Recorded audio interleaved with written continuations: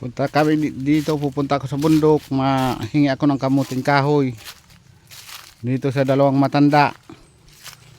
Yan oh. Kukuha silang kamuting kahoy.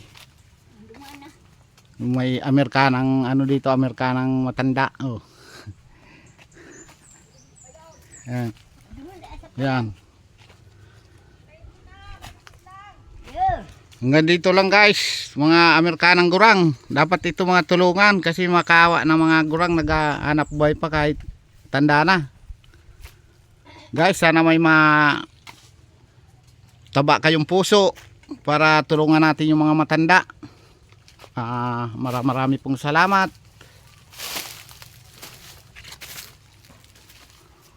Kung saan man kayo lupalop ng mundo, shout out sa inyo lahat guys.